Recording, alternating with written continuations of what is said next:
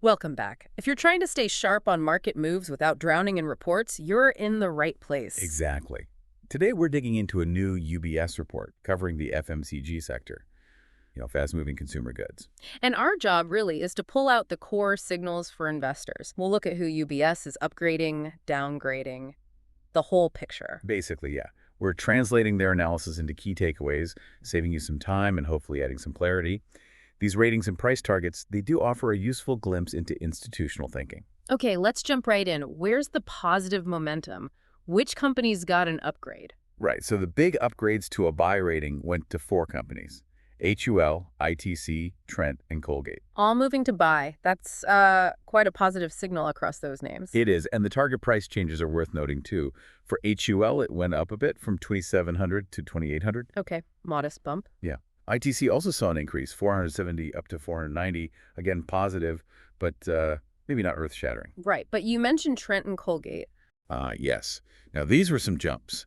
Trent's target went from 4,650 way up to 6,200 in years. Oh, okay. That's a massive revision, almost a, what, 30-something% increase? Yeah, it's substantial. And Colgate also saw a huge leap from 2,240 up to 3,100.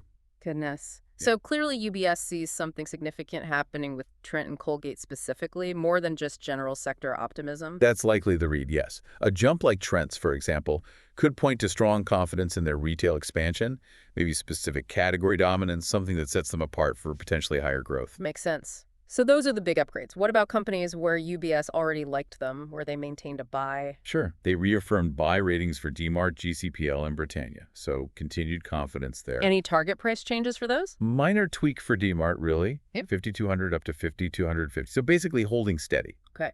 GCPL saw a bit more of a nudge, 1,450 to 1,500. And Britannia also got a decent increase from 6,000 euro to onto 3,50 euro.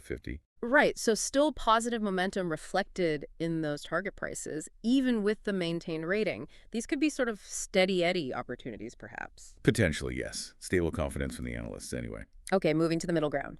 The neutral ratings. Titan was one, right? Yes, Titan kept its neutral rating. Interestingly, though, the target price actually came down slightly from 3,900 to 3,500. So neutral, but maybe a bit less enthusiastic than before, or perhaps just valuation concerns? Could be valuation, or maybe they just don't see strong near-term catalysts compared to peers.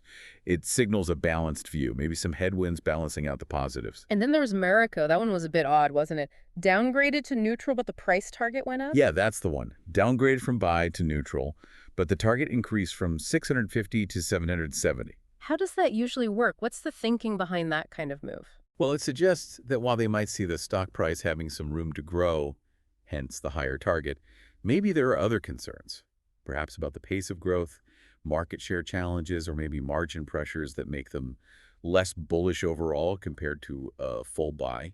Okay, so the rating isn't just about the price target potential, it's a broader assessment. Exactly. It's a more nuanced picture. Got it. Now let's look at the other end, the downgrades. Where is UBS sounding a note of caution? Right. The significant downgrades to sell were for Asian paints and Dibber. Sell ratings. Okay, that's a strong negative signal. And the targets. They were cut pretty significantly. Asian paints target went from 3,650 down sharply to 2,100. Ouch, that's a huge cut. It is. And Daybur's target was also reduced substantially, from 600 down to 470.